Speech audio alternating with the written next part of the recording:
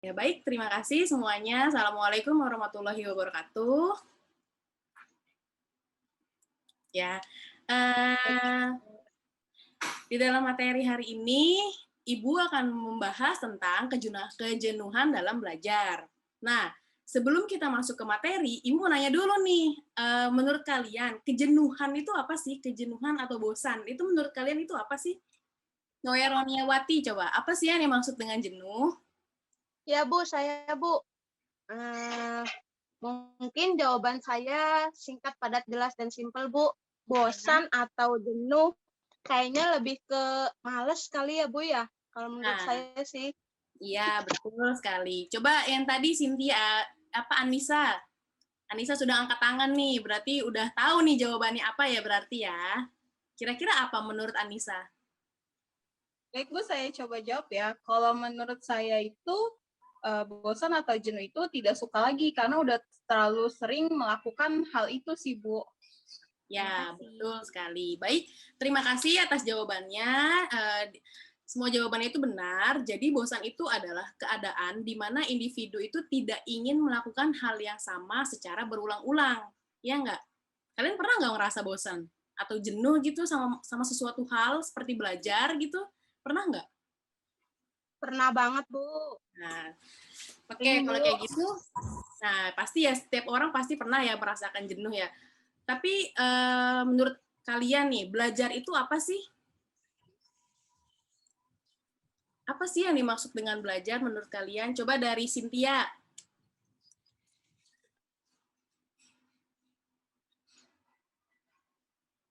Cynthia.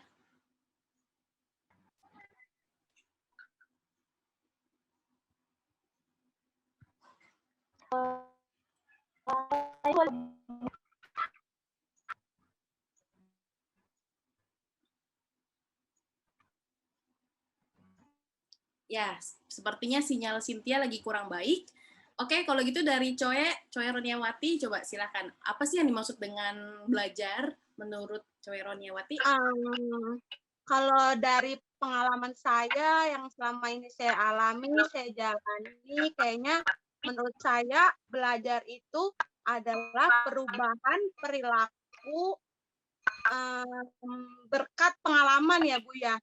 Ya, Jadi pengalaman yang banyak belajar dari pengalaman gitu. oke, Terima baik. kasih. Itu menurut Coe Roniawati. Coba kalau menurut Anissa bagaimana? Kalau menurut saya arti belajar itu adanya stimulus dan respon. Jadi adanya hasil dari stimulus dan respon gitu Bu. Ya, baik.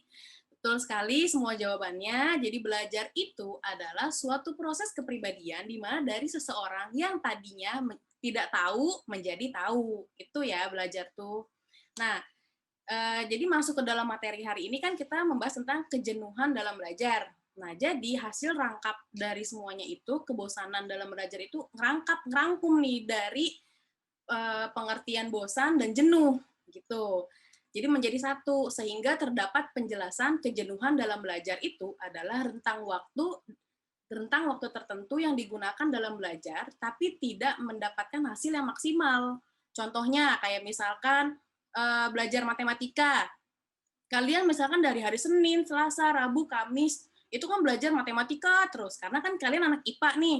Pasti kalian ngerasa, aduh bosen banget deh sama pelajaran MTK, iya nggak? Bener nggak? Bener banget Bu. Nah, itu gitu. Saking kalian sering belajar MTK, jadi akhirnya kalian ngerasa bosen nih sama belajar sama MTK itu. Nah, jadi waktu pas kalian ujian MTK, karena kalian dicer-cer terus sama MTK, akhirnya hasil kalian pada saat ujian pun tidak maksimal. Begitu maksudnya tuh, ya. Nih, di sini ada pengertiannya jenuh dan belajar tuh. Jadi seperti itu ya. Oke, next. Kemudian di sini ada penyebab kejenuhan dalam belajar menurut teori. Nah, di sini ada menurut Chaplin.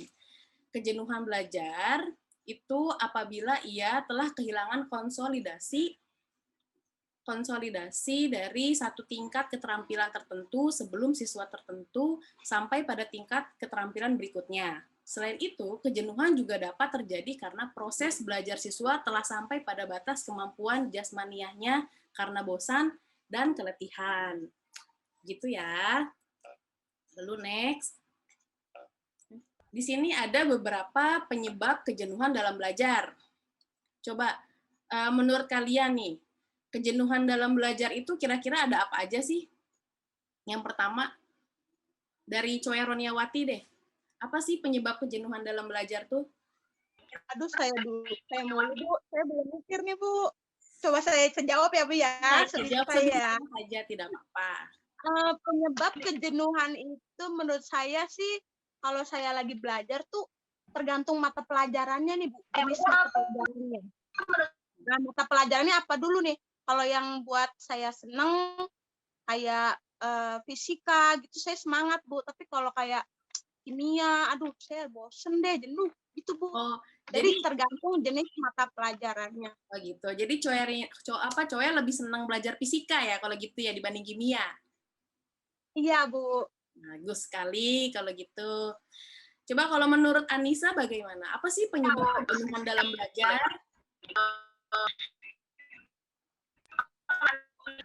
Menurut saya sih Bu dari gurunya ya Bu. Ya. Jadi kalau misalnya jadi kalau misalnya gurunya nih cara ngajarnya, cara deketin kita gitu ya, itu enak, seru, ya menurut saya sih kita juga belajarnya bakalan seru sih Bu. Jadi menurut saya dari gurunya juga harus cara ngedeketin kitanya harus asik gitu Bu. Kayak Ibu sih, saya seneng pelajaran Ibu. Ampun, terima kasih. Nah, oke. Baik, terima kasih jawabannya. Itu benar sekali jawaban dari Choi Roniawati dan Anissa. Jadi penyebab kejenuhan dalam belajar itu ada 4. Yang pertama ada jenis mata pelajaran. Nah, jenis ini tuh maksudnya itu misalkan kalian tidak suka dengan mata pelajaran. Kayak tadi kan Choi kan bilang tidak suka belajar kimia, jadi males belajarnya. Nah, itu ya yang menyebabkan salah satu seseorang jadi males nih buat belajar. Terus yang kedua, kurangnya rangsangan siswa dalam belajar. Nah, ini tuh adalah kurangnya rangsangan siswa dalam belajar ketika guru menjelaskan materi, arahan, pada saat mengajar, tetapi kalian tidak aktif dan antusias untuk mengikuti pelajaran tersebut. Nah, itu yang bisa jadi penyebab bosan dalam belajar. Terus yang ketiga, adanya pendekatan yang salah. Nah, maksudnya ini itu adalah pendekatan yang salah antara guru dan murid. Kayak misalkan kalian benci nih sama salah satu guru karena terkenal guru ini killer gitu. Padahal kan kalian belum kenal banget nih sama guru ini, tapi baru dari katanya guru ini killer nih. Nah, karena udah ada judgement dari guru tersebut, jadi kalian yang bikin udah menolak duluan nih mata pelajaran ini pada saat diajarin sama si guru A. Jadi kalian menolak duluan gitu untuk menerima pelajaran tersebut. Dan yang terakhir ada kondisi kejiwaan. Nah, ini adalah ketika kondisi kejiwaan kalian sedang lelah atau sakit atau ngantuk. Itu tidak akan bisa belajar dengan maksimal. Tidak akan bisa menyerap apa yang diajarkan oleh guru. Ya kan, coba kalau kalian dalam kondisi lapar, pernah nggak kalian, aduh lapar banget nih, terus dikasih cecer pelajaran, terus pasti kalian tidak akan bisa maksimal kan belajarnya kan, menerima penjelasan dari guru konsen Bu, maksimal kan? Ya. Nggak konsen. Betul sekali.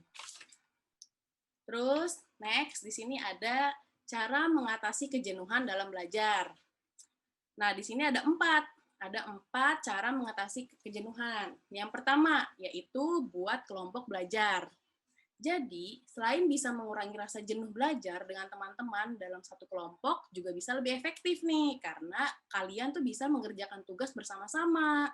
Jika ada materi yang belum dipahami, bisa bertanya pada teman, kemudian dibahas bersama. Terus kalian juga bisa bersama-sama nih, teman kelompok nanya ke gurunya, guru mata pelajaran, misalkan ada pelajaran fisika yang kalian nggak ngerti. Nah, satu kelompok ini, Cynthia, Choi, dan Anissa, kemudian bertanya ke guru tersebut, bertiga nih uring-uringan ke ruang guru, Ibu maaf saya nggak ngerti di bagian ini ada apa sih, ini kenapa sih kok bisa jawabannya segini. Nah, itu yang dimaksud dengan kelompok belajar. Jadi, cara mengatasinya itu seperti itu. Lalu yang kedua, ada pilih tempat belajar yang nyaman. Nah, kalau yang ini sebaiknya jauh dari lalu lalang orang. Kalian bisa mendekorasi ulang kamar. Contohnya, atau contoh lain, kalian juga bisa belajar di teras, atau di balkon, atau di bawah pohon rindang yang lebih sejuk udaranya. Perhatikan juga apakah tempat tersebut mendukung fokus dan konsentrasi kamu selama belajar. Ya, jadi pilih tempat belajar yang nyaman dulu nih, oke? Kalau misalkan kalian bosen sama dekorasi kamar yang biasa aja, coba kalian cari di e-commerce, kalian coba ngedekor kamar. Kan sekarang udah ada nih kayak di TikTok, itu kan udah banyak kan cara ngedekor yang lebih estetik gitu kan. Nah, biasanya anak zaman sekarang tuh akan lebih nyaman belajarnya dengan suasana yang nyaman juga gitu. Kemudian yang ketiga, gunakan perangkat dan media pembelajaran yang disukai. Nah, zaman sekarang itu kan sudah berubah ya dibandingin zaman dahulu. Dengan adanya berbagai teknologi modern yang bisa kamu gunakan sebagai media belajar. Jadi tidak harus dari buku aja nih, sehingga jenuh bisa dihindari. Contohnya kayak misalnya kamu lagi belajar Mandarin misalkan. Aduh, bosan banget nih belajar Mandarin terus gitu. Tapi kalian coba enjoy dengan sambil dengerin musik, ya enggak? Terus sambil apa lagi ya? Sambil ngeliat-ngeliat itu melalui tab di iPad gitu, nggak cuma di buku aja ngeliat kamus buku kan bosen ya. Nah, kalian bisa ngeliat di iPad, di tab gitu kan bisa ngeliat dari gambar-gambarnya kan banyak, warnanya juga banyak, pasti kalian akan lebih nyaman dan tertarik untuk bacanya biasanya. Gitu. Nah, terus yang keempat, luangkan waktu untuk melakukan hobi. Nah, di sini tuh maksudnya kalian bisa melakukan hal lainnya di antara jadwal belajar. Kalau memang hal tersebut positif dan mengembalikan semangat. Masukkan agenda untuk melakukan hobi. Kenapa? Karena melakukan aktivitas yang jadi hobi kamu itu merupakan salah satu cara untuk mengatasi rasa bosan dan jenuh belajar. Sehingga semangat bisa kembali menyala. Gitu. Jadi kalian di sini semua udah punya hobi kan? Pastinya punya hobi kan? Coba dari Coe. Coe kira-kira punya hobi nggak? Ada dong, Bu. Apa tuh kalau boleh tahu? Hobi saya membaca buku. Wih, Masya Allah. Mantap sekali. Terus kalau Anissa, apa nih hobinya kira-kira? Traveling, jalan-jalan, berenang. Ibu tahu sih, saya sukanya jalan-jalan, Bu. Asik. Nah, itu bisa tuh kalau kalian lagi jenuh belajar, terus setiap seminggu sekali lah, terus minggu 2 kali coba pakai hobi kalian. Kalau Cynthia apa nih kira-kira? Cynthia hobinya apa Cynthia? Cynthia putih-putih. Hobinya apa? Nonton film, Bu. Asik. Nonton film apa? Oh, nonton film action.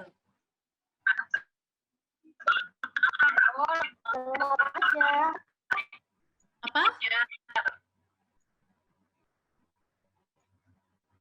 Nonton film apa aja, Bu? Oh, gitu. Yang nonton film gitu ya. Nah, oke, karena kalian sudah mempunyai hobinya masing-masing, coba seminggu 2 kali kalian coba untuk mengagendakan hobi kalian ya, supaya ya tidak jenuh banget gitu belajar terus. Ya enggak? Dari sini ada yang mau ditanya enggak? Sudah paham semuanya? Paham. Nah, oke, baik, karena kalian sudah paham semuanya. Di sini ada bagian evaluasi nih. Ini cuma pengen tahu kalian itu pernah nggak sih ngalamin kejenuhan dalam belajar? Coba kalian kerjakan 3 soal ini. Ya, kalian pahami dulu. Tolong Cynthia di mute. Tolong Cynthia di mute. Nah, terima kasih. Nah, oke, di sini ada evaluasi nih. Nah, evaluasi ini ada 3 pertanyaan, di mana coba kalian pahami dulu nih. Udah gitu kalian ngulik dulu dari dalam hati kalian. Kalian pernah nggak sih ngalamin kejenuhan belajar? Jangan main asal jawab ya. Ini harus dari hati kalian ya. Terus kalian renungin, kalian pahamin, kalian jawab 3 pertanyaan ini. Apabila sudah, silahkan dikirim jawaban kalian ke Google Classroom, oke? Yang sudah Ibu berikan dari awal pembelajaran. Gitu ya. Dan dari sini ada yang mau ditanyakan? Paham semua dengan tugas evaluasi? Akhir ngumpulin tugasnya kapan, Bu? terakhirnya hari ini. Hari ini jam 9 malam ya. Jangan lupa untuk kirimkan di Google Classroom. Oke, Bu, paham, Bu. Sudah. Terima kasih ya sudah mendengarkan materi hari ini.